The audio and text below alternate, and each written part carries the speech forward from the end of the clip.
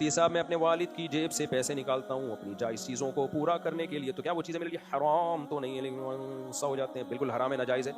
ज़रूरत के लिए इजाज़त है कि आप अपना वाजिब हक जो बनता है बाप पे वो ले सकते हैं। इसी तरह बीवी के लिए जायज़ है कि शौहर अगर वाजिब हक भी नहीं दे रहा तो वो पैंट से पैसे निकाल के इस्तेमाल कर सकती है, लेकिन वो वाजिब हक में है।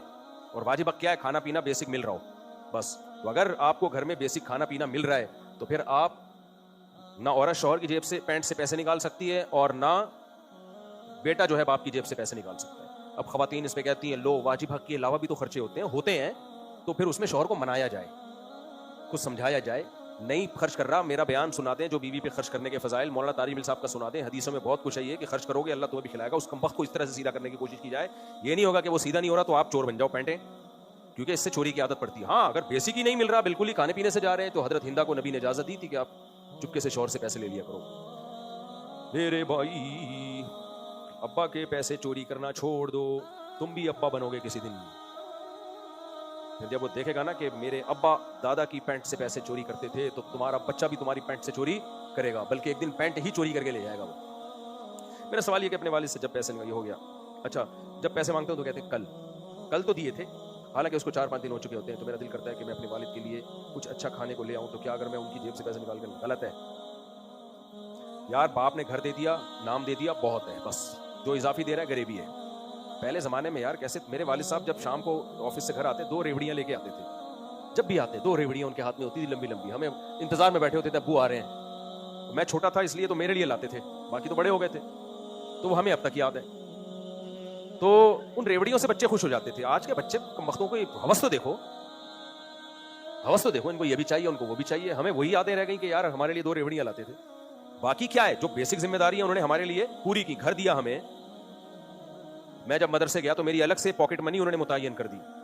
मुझे तसल्ली दे दी कि भाई अब तुम चूंकि कमाओगे नहीं तो तुम्हारी रिस्पॉन्सिबिलिटी किसकी है? खाना पीना। मैं मदरसे में पैसे दे के खाया करता था। मदरसे में जो खाना था उसकी मैं पेमेंट देता था, मेरे वालिद साहब देते थे कि भाई नहीं फ्री में नहीं, हमने क्या करना है, पे करके खाना है। तो ये जो बेसिक चीजें हैं ये पूरी कर रहे थे। तो लेकिन बच्चों की नजर इन बेसिक चीजों पे नहीं होती, बच्चों की नजर होती है जो ग्रेवियां हैं। तो ग्रेवी की तो फिर कोई हद नहीं है। अच्छा मेरे भाई मुझाम लोगों अपनी बातों से हंसाना कैसे है, उनके चेहरे पर रौनक लाना। मैं लोगों को हंसाने, उनको खुश रखने के लिए उनको कोशिश करता हूं, लेकिन लोग कहते हैं तुम पागल हो, मुझे भी ऐसा ही लग रहा है। अच्छी बात है, लेकिन बात के दौरान हंसाना ठीक है। अलग से हंसाने ही का प्रोग्राम लेके सारी जिंदगी चलते रहे तो जायज तो ये भी है, लेकिन ये इससे इंसानियत का जो थोड़ा वकार के खिलाफ है। सोसाइटी में फिर आपको लोग संजीदगी से नहीं देखते, फिर आपके एक मस्खरे की हैसियत से आपकी एक हैसियत बन जाती है। तो जैसे मैं बयान कर रहा होता हूँ बीच में हंसा भी देता हूँ, सवाल जवाब का सेशन है, हंसा भी दिया हमने इसमें। लेकिन अगर मैं यहाँ मजाहिया ही प्रोग्राम शुरू कर दूँ या मस्जिद के बाहर, तो फिर मेरी हैसियत क्या होगी? कॉमेडियन की हो जाएगी हैसियत। ये फिर ठीक है, कोई कॉमेडियन बनना चाहता है तो गवर्नमेंट की तरफ से और अल्लाह की तरफ से पाबंदी नहीं है, लेकिन फिर आपका सोसाइटी में वकार बहरहाल मजरू होता है। फिर लोग आपसे अहम मामलात में मशवरे नहीं लेंगे आपसे कभी। अच्छा मेरे भाई मुफ्ती से मेरे सीने के बाल वो सब तो देंगे। अच्छा मैं जो हंसाता फंसाता रहता हूँ, लोग कहते हैं पता नहीं कॉमेडी करते हैं। भाई हर आदमी का मिजाज होता है, मिजाज इंसान का चेंज नहीं होता, तो वो तब्दील ना करवाएं गन पॉइंट पे कि आप रुलाया करें। जब नहीं रोना आ रहा तो मैं क्यों रुलाऊं तुमको? जब आ जाता है तो इत्तेफाक से रो लेते हैं, आपको भी रुला देते हैं। लेकिन जब नहीं आ रहा तो मैं नाटक क्यों करूं? ड्रामेबाजी मुझे बिल्कुल बिल्कुल भी पसंद नहीं है। इंसान को नेचुरल मोड में ही होना चाहिए, जो उसका सच्ची मुच्ची का मोड है। मुफ्ती साहब बहुत सख्त उलझन होती है और खारिश रहती है, तो क्या बाल साफ कर सकता हूँ? सीने के बाल अगर मजबूरी में कर रहे तो जायज़ है। सीने के बाल जीनत के लिए जायज़ नहीं है, मर्द सीने के बाल साफ करे ताकि मैं बिल्कुल नीट एंड क्लीन नजर आऊँ। लेकिन अगर कोई प्रॉब्लम हो रही है, तो सीने के बालों में कोई मुश्किल हो रही है, तो फिर काट सकते हैं। हम जमात के साथ ही सरकुत से आए हुए, मैं आपसे मुसाफा करने का ख्वाहिशमंद हूँ। मुसाफा इनायत फरमाइए। हाँ देखो जमात वाले माशाल्लाह आए हुए हैं।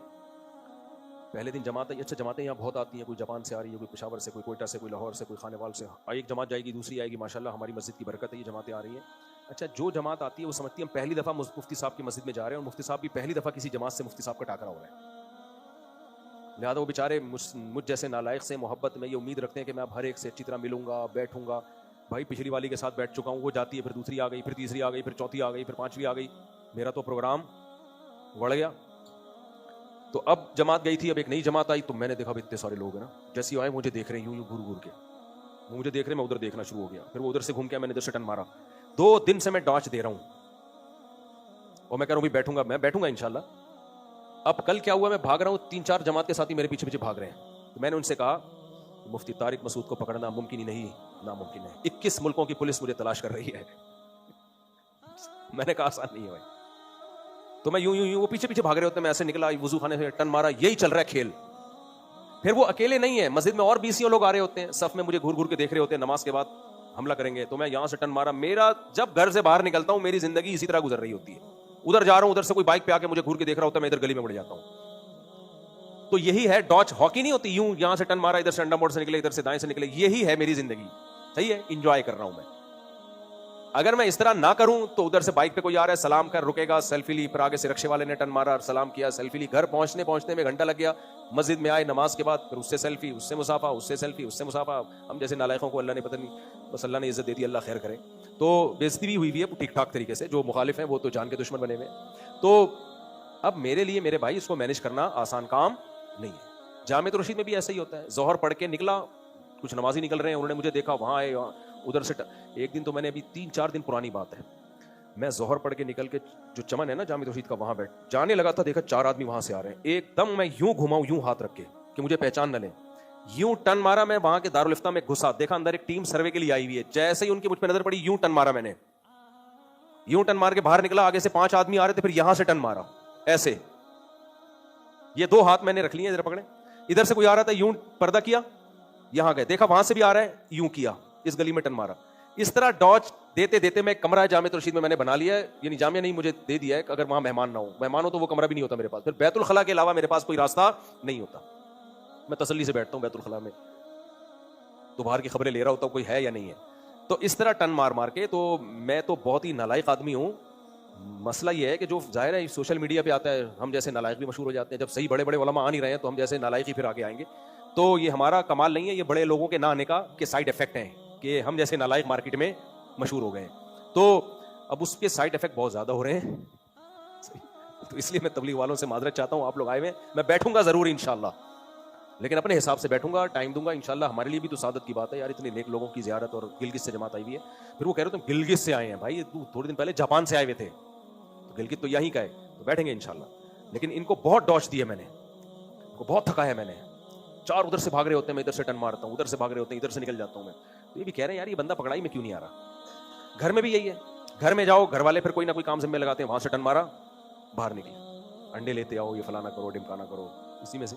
तभी देखो मेरा वजन नहीं बढ़ रहा। लोग मेरे 2 पराठे देखते हैं, हमारी एक्टिविटीज, तुम 6 पराठे खा लो, जो लाइफ स्टाइल हमारा है वो रखो, तो देखो तुम्हारा वजन नहीं बढ़ेगा। मेरा वजन पता नहीं कितने सालों से 70 किलो ही है, ना कम हो रहा है ना बढ़ रहा है।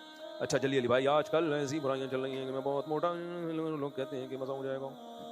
मौज़ों पे मसा का मसला कई बार बयान कर चुका हूं। अगर कोई मस्जिद के इमाम मस्जिद के बड़े अहम प्रोजेक्ट में सोलर सिस्टम या पंखे जो कि मुखिया हज़रात की तरफ से जो की नीयत किया गया हो, इमाम अपने घर में इंस्टॉल करे या बेच दे, हराम है, नाजायज़ है मेरे भाई। इमाम साहब कोई मस्जिद की चीज़ अपने घर नहीं ले जा सकते, समझते हो। अगर लेके जाना है तो मस्जिद कमेटी से परमिशन लेना ज़रूरी है, और फिर सिर्फ मस्जिद कमेटी से परमिशन भी काफ़ी नहीं है, शरई मसला भी जानना ज़रूरी है कि ये वाली चीज़ इमाम के घर इस्तेमाल करना शरन जायज़, क्योंकि मस्जिद कमेटी के इख्तियारात भी शरीयत में महदूद हैं। ऐसा नहीं है कि मस्जिद कमेटी हर चीज़ की इजाज़त दे दे इमाम को, ये ठीक नहीं है। मुफ्ती साहब अमेरिका में, आपने शेख यासिर से मुलाकात की थी जो मदीना यूनिवर्सिटी से फारिग हैं, क्या उन्हें सुनना और उनके ख़त्मों पर अमल करना ठीक होगा? किसी आलिम के बरहक होने की क्या दलील है, कैसे पहचाना जाए? शेख यासिर साहब माशाल्लाह एक नेक परहेज़गार इंसान है, इस्लाही काम बहुत कर रहे हैं। बाकी मसाइल के लिए तो भाई मुज्तहिद हैं, दैट्स ऑल। मसाइल किससे सीखो? जो मुज्तहिदीन हैं, जो चारों फ़िक़्ह के बड़े बड़े मुज्तहिदीन गुजरे हैं, जिनको पूरी उम्मत ने फॉलो किया। तो कुरान और सुन्नत की तशरीह में जब इख्तलाफ होगा तो फिर उनमें से किसी फ़िक़्ह को फॉलो किया जाएगा। यही तरीका सदियों से उम्मत में चला आ रहा है। अलबत्ता कोई आलिम अहले हदीस हो या सलफ़ी हो, वो अगर उसको फॉलो नहीं कर रहा तो आलिम की अपनी ज़ात की हद तक वो खुद जवाब दे। वो समझता है कि मेरी तहकीक अगर ऐसी है तो अपनी तहकीक पर अमल करे, हमें कोई एतराज़ नहीं है, ठीक है ना। तो किसी आलिम की तौहीन जायज़ नहीं है। अगर ऐसा करना शुरू कर दिया फिर तो कोई आलिम नहीं बचेगा। तो अगर शेख यासिर की कोई राय आपकी राय के खिलाफ है या जमहूर उम्मत के खिलाफ है तो उनकी ज़ात तक उसको महदूद रखें, उन पर एतराज़ न करें। आप किसको फॉलो करेंगे? आप मुज्तहिदीन को फॉलो करेंगे। समझते हो कि नहीं समझते? बड़ी मछली खाना कैसा है फ़ज़ाइल अमाल में? अंबर मछली का जिक्र, इस तरह बड़ी मछली खाना जायज़ है, चाहे बड़ी हो चाहे छोटी हो। वो एक साहब ने फेंक दी थी कि फ़िक़्ह हनफ़ी में वेल मछली जायज़ नहीं है। तो तुम खुद ही फ़िक़्ह हनफ़ी में भी चीज़ें करते रहते हो। फ़िक़्ह हनफ़ी में तमाम तरह की मछलियाँ खाना जायज़ है, बशर्ते कि मछली हो। तो जब वेल मछली है तो खाना जायज़ है। तो इसलिए सहाबा के दौर में भी तो एक बड़ी अंबर मछली निकल के आई थी ना, खाई थी। तो हनाफ क्यों हदीस की मुखालफत करेंगे भाई? फ़िक़्ह हनफ़ी कुरान और हदीस से निकाला है, तौरात और इंजील से नहीं निकाला। अच्छा मेरे भाई मुफ्ती साहब, मेरे वालिद नहीं हैं और मेरी वालदा एक लिबरल खातून है। अब मेरी वालदा मेरी शादी एक ऐसे शख्स से करवाना चाहती हैं जिनसे वो खुद ऐसे ऐसे घर के बातें इस तरह खुलेआम नहीं लायक करो यार। शुगर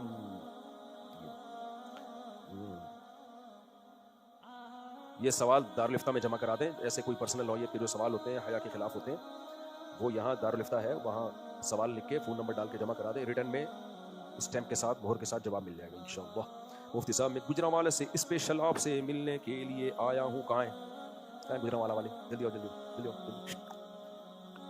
नमाज जुमा के बाद 4 सुन्नत है या 6 सुन्नत? दोनों कौल हैं। 4 सुन्नत में आसानी है यार, इतनी लंबी नमाज हो जाती है। 4 सुन्नत पहले, 2 फर्ज, फिर 4 सुन्नत, फिर खुतबा भी है उसमें। बहरहाल दोनों कौल हैं, लेकिन हमारी राय में 4 सुन्नत वाला कौल आसानी पर मबनी कौल है। तो हज़रत मुफ्ती रशीद अहमद साहब का भी इसी पे फतवा है कि 4 सुन्नत मौक़ूद है। कोई एहतियात पे अमल करना चाहे तो 6 सुन्नत पढ़ ले, ज़्यादा अच्छी बात है। मुफ्ती साहब, मैं बहुत ज़्यादा कोशिश करता हूँ कि मुझसे गुनाह ना हो, लेकिन महीने में 1-2 दफ़ा गुनाह हो जाता है। सगीरा कबीरा गुनाह। देखो, गुनाह जब भी हो ना, अपने ऊपर कोई सज़ा मुतय्यन करो, रोज़े की या सदका खैरात की। जिस गुनाह की आदत पड़ जाए तो आहिस्ता आहिस्ता वो गुनाह छूट जाता है। अस्सलामु अलैकुम। गुजरांवालों की सेहत ऐसी नहीं होती। गुजरांवाला वाले बहुत पावरफुल होते हैं।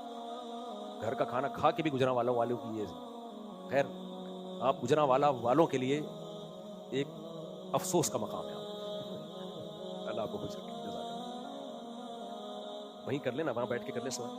अच्छा, अकेले में पूछना है तो चले फिर इसमें मशवरा। मेरा यूट्यूब चैनल में मैं इस्लामिक वीडियोस बनाता था, लेकिन व्यूज़ नहीं आते थे। फनी वीडियोस बनाता हूँ, लोग देखते हैं क्या यूट्यूब की कमाई हलाल है। फनी वीडियो भी जायज़ है अगर कमाने के लिए कर रहे हैं। बेहतर है तो दीनी वीडियोस बनाएं, लेकिन उसमें व्यूज़ नहीं आ रहे तो फनी वीडियोस पे आ रहे हैं, तो कमाने के लिए फनी वीडियोस भी। लेकिन हराम काम ना करें फनी वीडियोस में, लड़कियों को ना लेकर आओ। जितने भी प्रैंक कर रहे हैं शुरू में तो बड़े आराम से तमीज़ से चल रहे होते हैं, जब देखते हैं कि नहीं यार, तो अपनी खूबसूरत बीवी को लाजमी घुसेड़ते हैं फिर उसमें, वो भी बेपर्दा लाके। तो ये गलत तरीका है भाई। आपकी किताब की कोई जदीद PDF है? नेट पे सर्च करें, मिल जाएगी इंशाल्लाह। आपकी किताब बांग्लादेश लाने का कोई तरीका है? बांग्लादेशियों की आबादी माशाल्लाह पहले ही बहुत ज़्यादा है और स्पीड बढ़ जाएगी, अच्छी बात है। तो बांग्लादेश इटलंगा देश बनने वाला है। मैं इटली में गया हूँ, बांग्लादेशी माशाल्लाह बहुत है, मुझे बड़ी खुशी हुई। और बच्चे भी बांग्लादेशियों के पैदा हो रहे हैं इटली में, अंग्रेजों के कम हो रहे हैं। तो मैंने लोगों से कहा ग्रोथ रेशो बांग्लादेश के हमारे दोस्तों का इतना बढ़ रहा है, और फिर मेरे बयानात से और उनको मोटिवेशन मिल रही है, तो ये इटली 20-30 सालों में इटलंगा देश बन जाएगा। बोलो इंशाल्लाह हो जाएगा। वैसे मैं अपनी किताब भिजवा दूंगा, बांग्लादेश गई भी है, उसका बांग्लादेश में किसी आलिम को चाहिए बांग्लादेशी जबान में तर्जुमा करने। अस्सलाम वालेकुम। वैसे भी वो मछली और झींगा बहुत खाते हैं। मछली झींगा तो आदमी को जवान रखता है, झींगा ना खाए मछली खा ले। या शेख, मेरी इंगेजमेंट मेरी कज़न से 6 साल पहले हुई थी, लेकिन मेरे ससुर साहब पाकिस्तान नहीं आ रहे, यानी वली पाकिस्तान में मौजूद नहीं और ना वो किसी को निकाह करने की इजाज़त दे रहे हैं, और मैं माली तौर पर बहुत अच्छा हूँ। 6 साल तक वली ने निकाह की इजाज़त नहीं दी, तो बगैर वली के फिर ऐसी सूरत में निकाह जायज़ है? यह जुल्म है वली की तरफ से, तो आप निकाह कर सकते हैं भाई। 6 साल बहुत बड़ा अरसा होता है। अब्बा को बोलें कर दो, फ़ोन पे इजाज़त दे दो, नहीं दे रहे तो फिर आप कोर्ट मैरिज कर लें। ऐसी मैं कोर्ट मैरिज का कायल नहीं हूँ, खूब समझ लो, लड़कियों को भगाना बहुत खतरनाक अमल है, लेकिन 6 साल का अरसा कोई कम अरसा नहीं होता। लड़की का भी बेड़ा गर्क हो रहा है, लड़के का भी बेड़ा गर्क हो रहा है, तो ऐसी मजबूरी में फिर बाप जालिम है, क्यों लटकाया हुआ 6 साल से आपने? और अगर कोई माकूल रीज़न है तो फिर वो बताए। चलो भाई खत्म, कोई मसला यहाँ से ले लो जल्दी से, बस किसी एक बंदे से जो बहुत हो गया। चलो ये भाई से पूछो, बोले सब जल्दी स्पीड, टाइम बहुत हो गया। कहाँ से आए हो? कोरंगी से। देखो, कभी भी ना माइक पे अपनी बीवी की बात नहीं बतानी चाहिए। आप यूं बोलो, एक आदमी ने कोरंगी में है जिसकी बीवी बहुत बदज़बान है, यूं कहना चाहिए। आपकी बीवी आपकी इज्जत है ना, तो ऐसे अभी तो चलो हम इसको क्लिप को हटवा देंगे, लेकिन ऐसे कभी नहीं बताना चाहिए वीडियो में कि मेरी बेगम ऐसी तो तेरी बेगम ऐसी, ठीक है ना?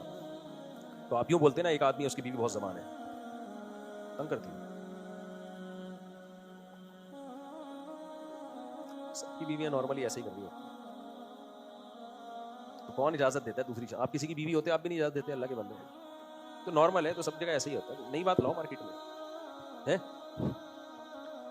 तो सबकी बीवियां थोड़ा बहुत तंग करती है मेरे भाई, बर्दाश्त करो। नहीं सेल्फी, जिसकी बीवी तंग करती है उसके साथ सेल्फी ले लूंगा मैं जी। बस आखिरी सवाल यार,